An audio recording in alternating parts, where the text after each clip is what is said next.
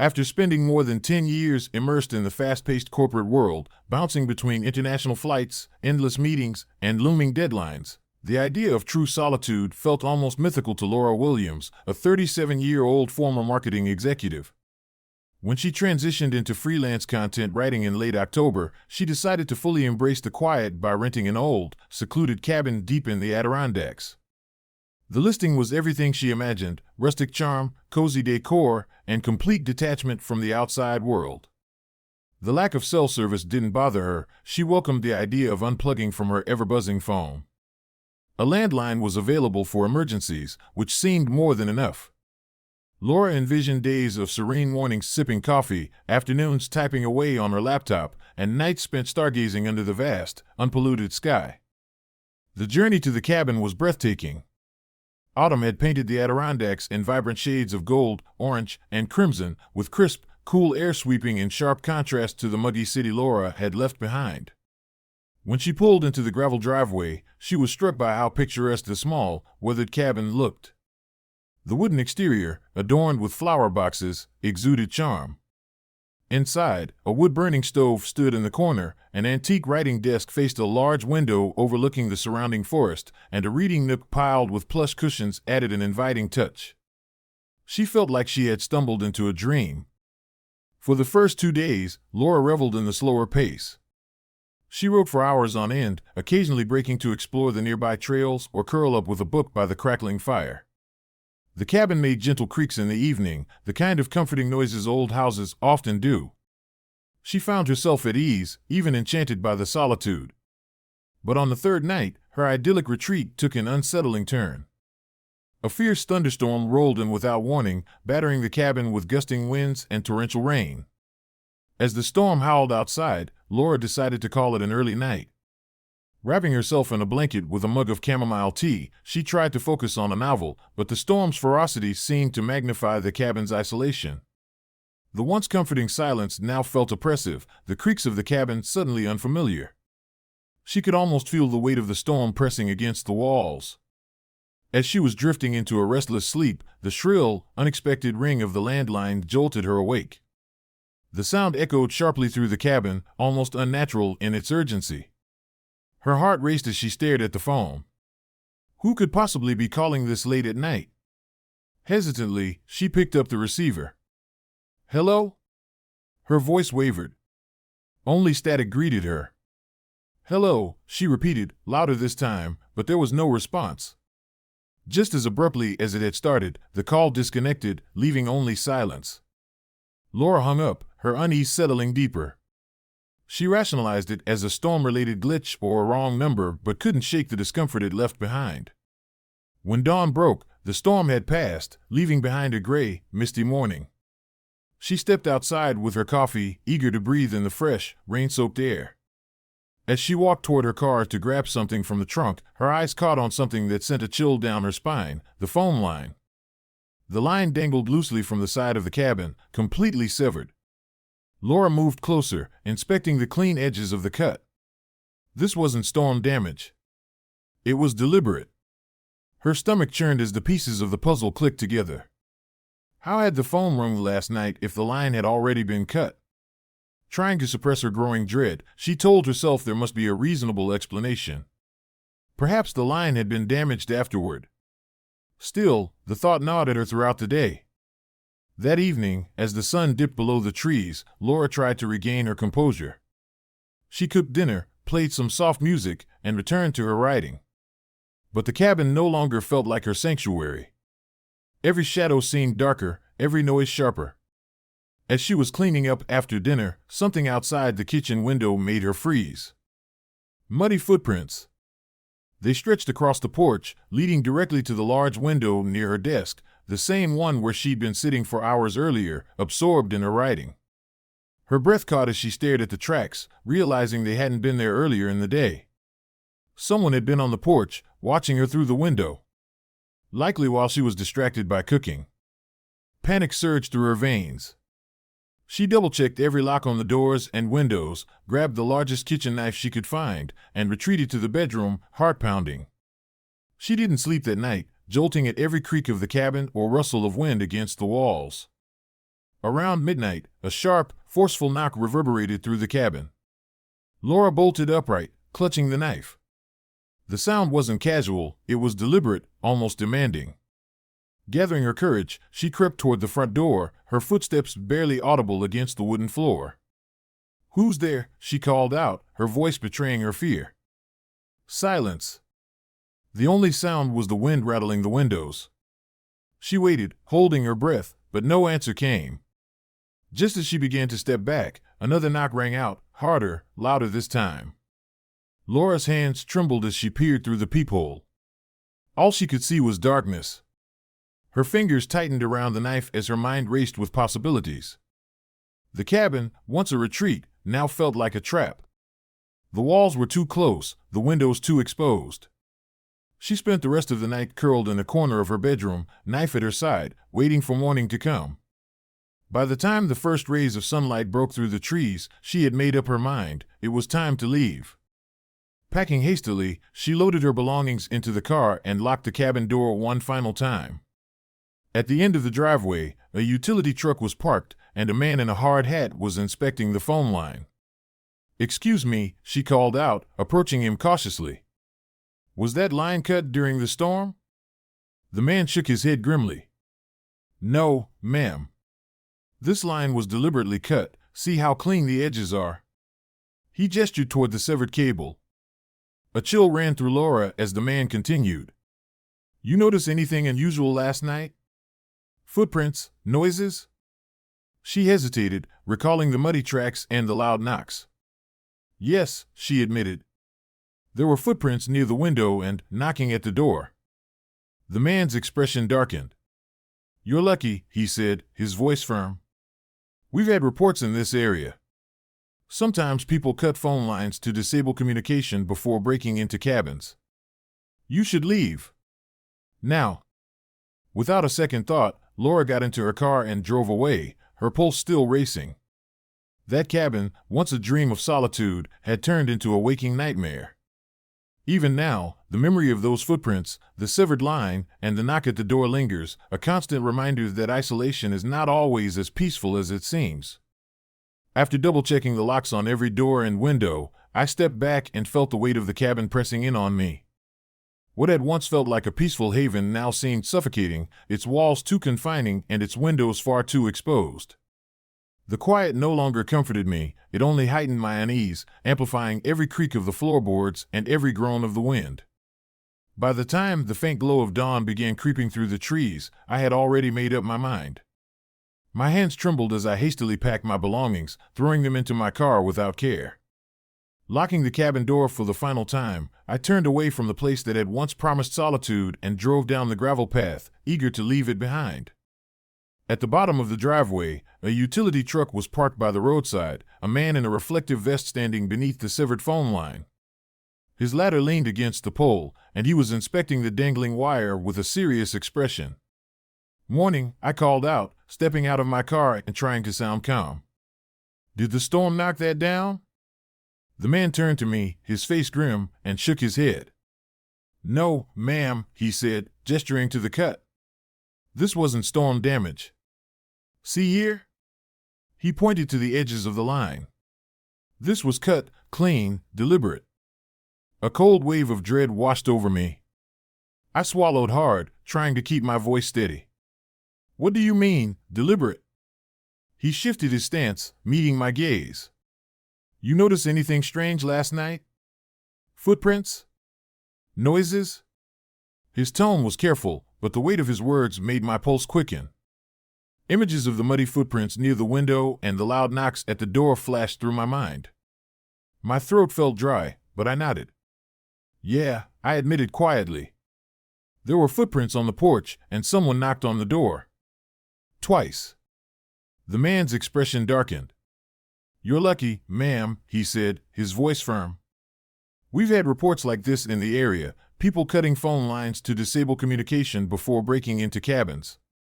They wait to see if anyone's home, and if there is, they lock them in a room while they ransack the place. If no one's there, they take their time cleaning it out." I felt my knees weaken as the weight of his words sank in. My voice trembled as I asked, "But they didn't try to get inside, right?" It was more of a plea than a question. He nodded slightly, though his expression didn't soften.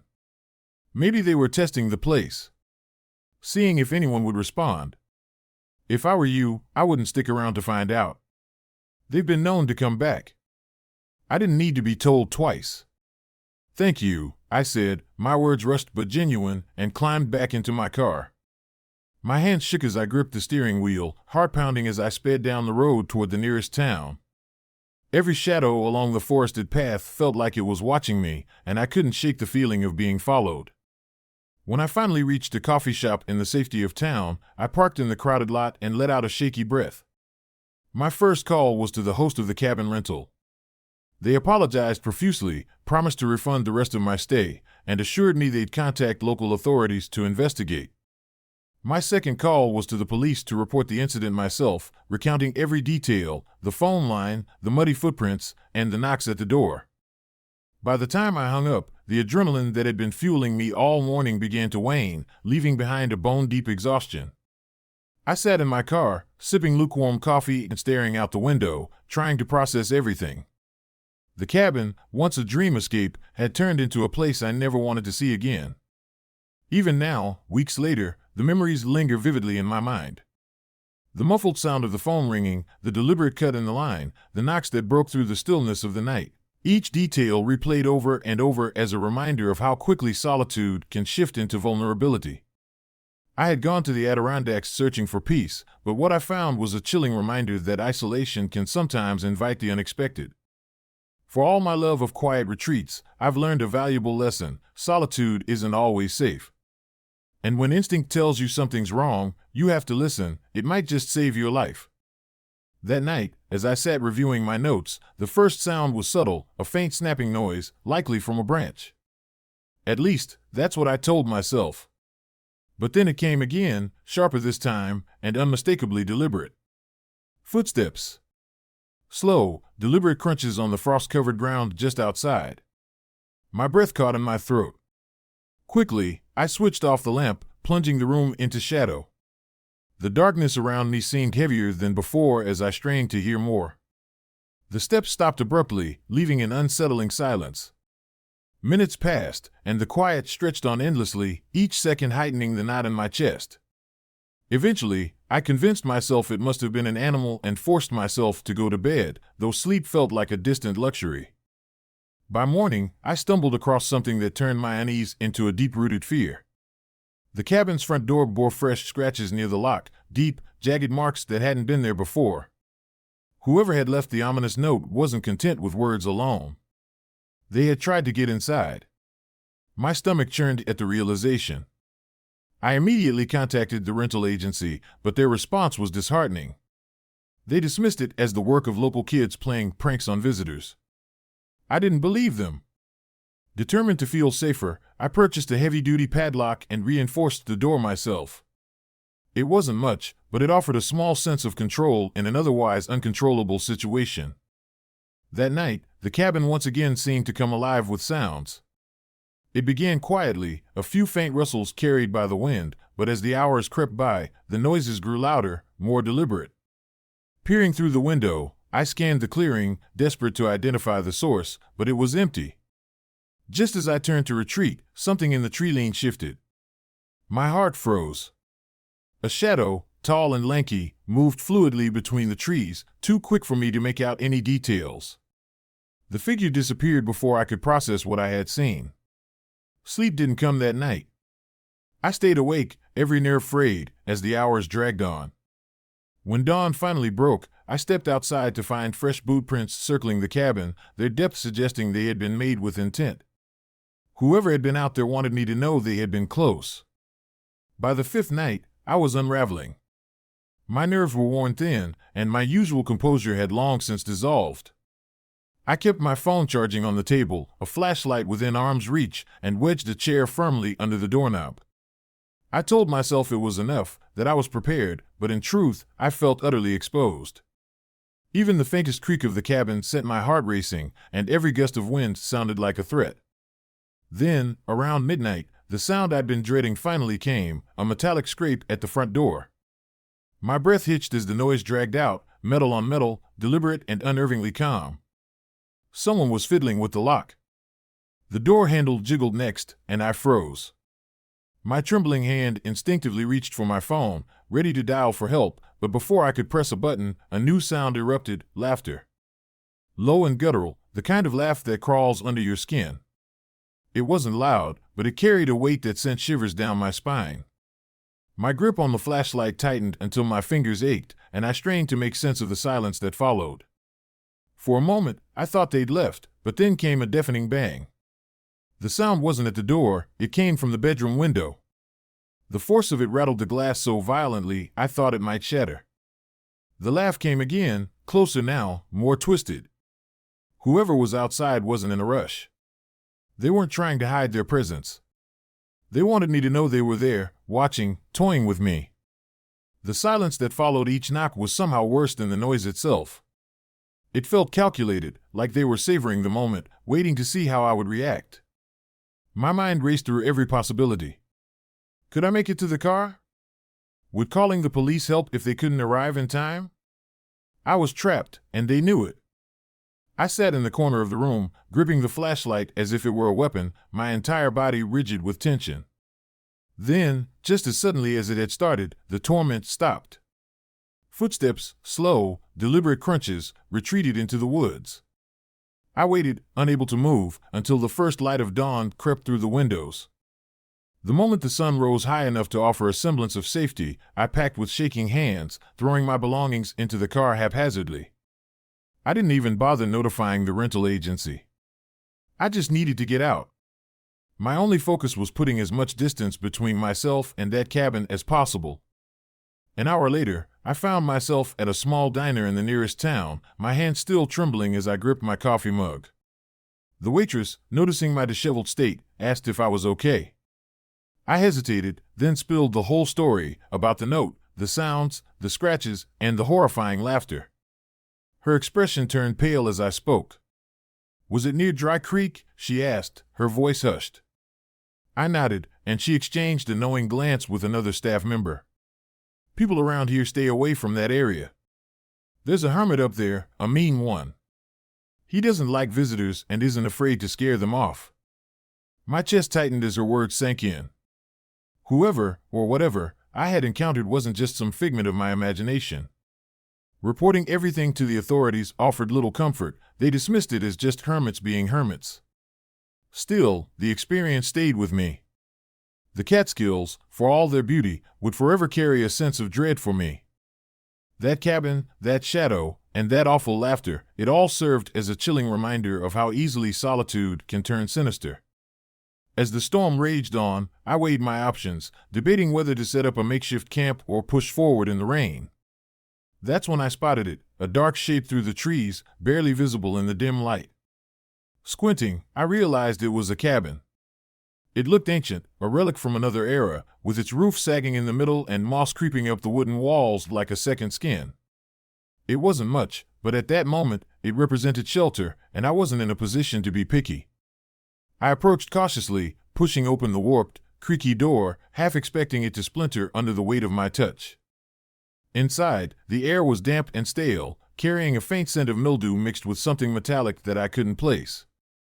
The furniture was sparse, a rickety wooden table, a few mismatched chairs, and a cot shoved into a shadowy corner. Dust coated almost every surface, except for a small area on the table where someone had clearly been sitting recently. A half-melted candle stood next to a coffee mug with a faint ring of dried liquid inside.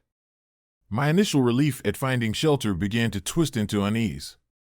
This wasn't just an abandoned structure, it had been used. And not long ago. I tried to rationalize it as I explored further. Maybe the person was a hiker, someone like me who had sought refuge from the storm. Surely they wouldn't mind me staying for a few hours until the weather passed. But as I moved through the space, small details chipped away at my fragile sense of safety. A pair of mud-caked boots sat neatly by the door, their position too deliberate to be accidental. On the table, I noticed a weathered notebook, its edges frayed and stained. Curiosity got the better of me, and I flipped it open. The first few pages were what you'd expect, brief notes about the weather, hunting conditions, and sightings of wildlife. But as I read on, the tone of the entries shifted, and the unease in my chest began to solidify into dread. The notes weren't just about the wilderness, they were about people. Group of hikers passed trailhead at 8:15 a.m. stayed out of sight. Another entry read, solo campers set up near the river. Watched him leave around noon. Then, woman in a red jacket. Alone. Followed her to the ridge. Each description was chillingly precise, listing times, locations, and even clothing details. Whoever had written this wasn't simply observing, they were stalking. I closed the notebook with shaking hands, suddenly hyper-aware of the storm pounding against the roof. The wind howled, masking most other sounds, but my ears strained for any hint of movement. I looked again at the boots by the door, their presence no longer reassuring but menacing. Then, my eyes drifted to a cupboard that sat slightly ajar. Against my better judgment, I opened it. Inside, I found cans of food, bottles of water, and a tin filled with fresh cigarette butts. Whoever this person was, they weren't just passing through. They were living here. I decided then and there that I couldn't stay, storm or no storm. The rain battering the cabin seemed less dangerous than whoever might return.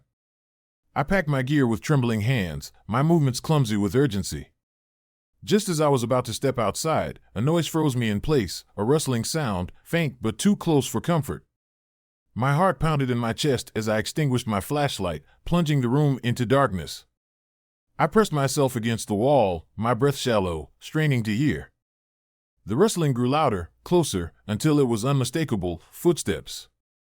I crept toward the window, peeking through a crack in the wooden boards. In the dim, storm-filtered light, I could just make out a figure moving between the trees. Their steps were slow, measured, as though they had all the time in the world. They weren't rushing. They weren't panicked. They knew exactly what they were doing. I couldn't see their face, but the deliberate way they moved set every nerve in my body on edge. Then, they stopped. Their head turned slowly toward the cabin, and my heart nearly stopped. I ducked out of sight, pressing my back against the wall, my pulse hammering in my ears. The footsteps resumed, heavier now, crunching the wet ground with purpose. They reached the porch, and the creak of the old boards under their weight felt like a scream in the silence. Then came the voice, low, gruff, and filled with anger. "Who's in there?" I froze, my mind racing. Running felt impossible, but staying felt equally dangerous. The footsteps grew closer, and the voice came again, more forceful this time. "I know you're in there. Come out." The doorknob jiggled, and the warped wood groaned under the pressure. I grabbed my pack and made a split-second decision. The back window was my only chance. As quietly as I could, I pried it open, the rain masking the faint sounds of my movements. Just as the door groaned louder under the force of the figure outside, I slipped through the window and dropped into the mud below. The storm concealed my landing, but every instinct screamed at me to move. Keeping low, I crept toward the tree line, my heart pounding so loudly I feared it might give me away. Behind me, I heard the door burst open, followed by heavy footsteps inside the cabin. I didn't dare look back. The storm continued to rage, covering my retreat as I disappeared into the woods. When I was finally far enough away to feel a semblance of safety, I risked a glance over my shoulder. The cabin was barely visible through the trees, but I could still make out the faint glow of the open door and the shadow of someone moving inside. I didn't stop until I reached my car, parked miles away on a muddy trail. Soaked and trembling, I threw my gear into the back seat and peeled out of there, the wheels spinning on the slick ground. I didn't look back, not even once. The next morning, I reported the incident to the nearest ranger station. When I described the notebook and the figure outside, their casual demeanor quickly shifted. "That's not normal," one ranger said, his brow furrowed. "Most folks out here don't bother anyone. But tracking hikers like that? That's something else entirely." They promised to investigate, but I knew I wouldn't get closure. To this day, I can't forget the cold, clinical words in that notebook or the shadow that turned toward the cabin. It was a reminder that sometimes the most dangerous predators aren't the ones with claws and teeth. Sometimes they're the ones watching you from the shadows, waiting for the perfect moment to strike. As I crept closer to the tree line, the hairs on the back of my neck stood on end. Before slipping into the cover of the woods, I couldn't resist one final glance. The cabin door was now wide open, and a dark figure stood silhouetted in the frame. They didn't follow, didn't shout, didn't do anything except stand there, motionless, their gaze locked on me.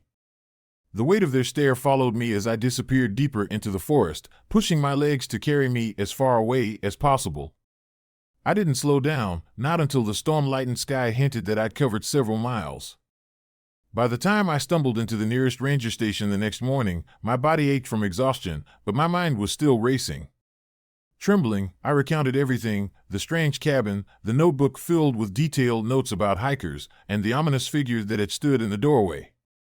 At first, the rangers listened with a kind of casual curiosity, but as soon as I mentioned the tracking of people, their demeanor shifted. The older ranger, a burly man with a weathered face, leaned forward, his tone suddenly serious. "Wait, you're telling me this guy was keeping tabs on hikers? With times, descriptions, and routes?" I nodded, my voice shaky but certain. It wasn't just random scribbles. It felt methodical, like he was studying them. The two rangers exchanged a look that made my stomach churn.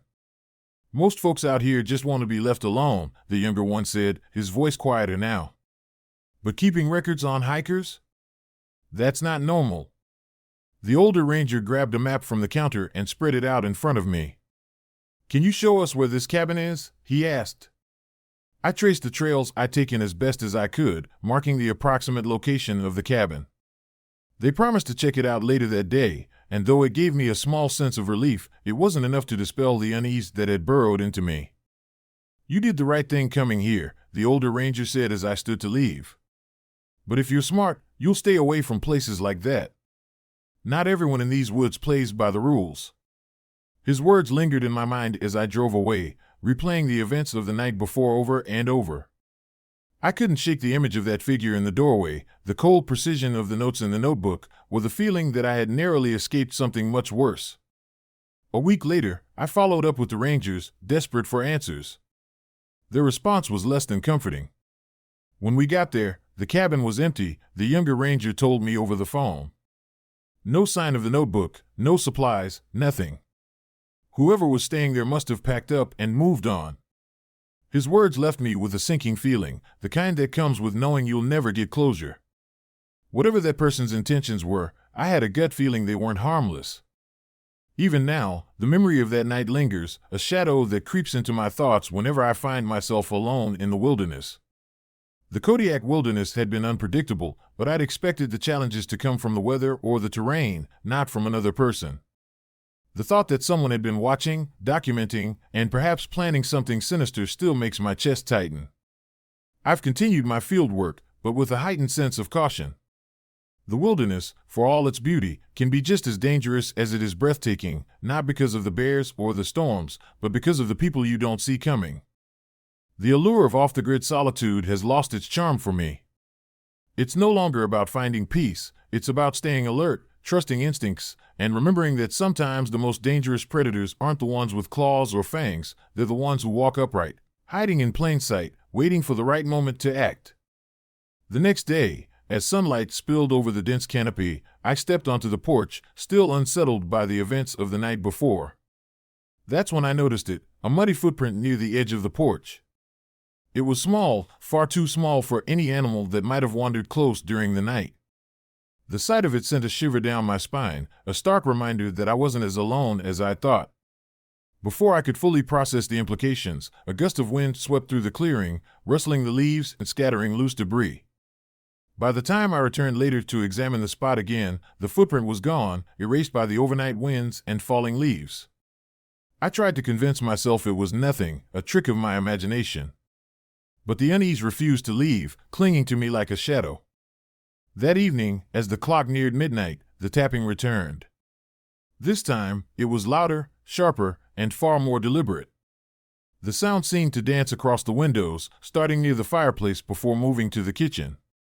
Each tap echoed through the quiet cabin, setting my nerves on edge. Gripping my flashlight, I moved cautiously toward the kitchen window, my heart hammering against my ribs. When I reached the window, I hesitated, instinct screaming at me to leave it alone. But curiosity, stubborn and reckless, urged me forward. I pulled back the curtain just enough to peer outside and flicked on the flashlight. The beam landed on something that made my blood run cold, two eyes, unblinking and fixed directly on me. They gleamed in the darkness, reflecting the light like polished glass.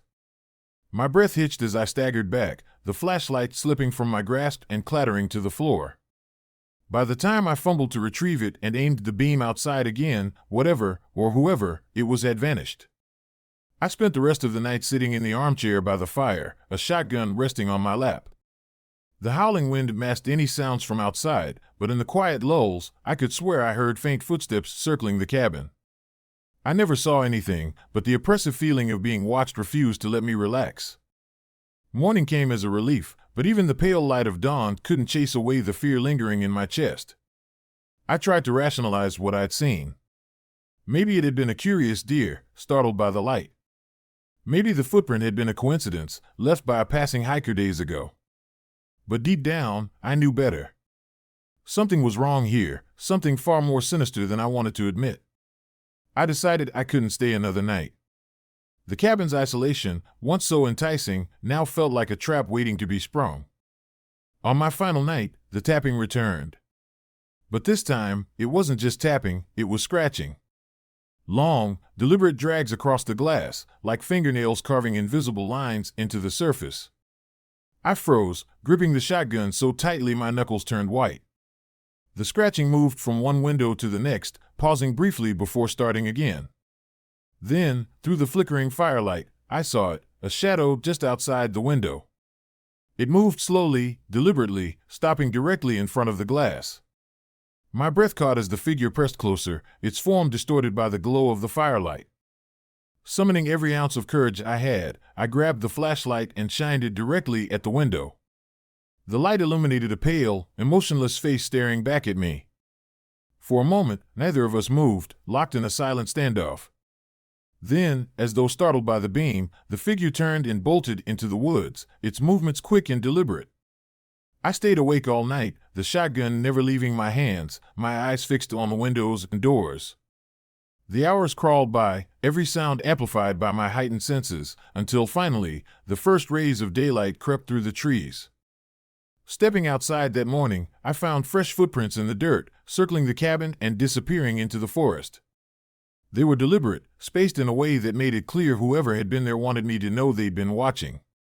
I wasted no time packing my belongings, throwing them haphazardly into my car. I didn't bother calling the rental agency until I was miles away, safely parked in a well-lit diner.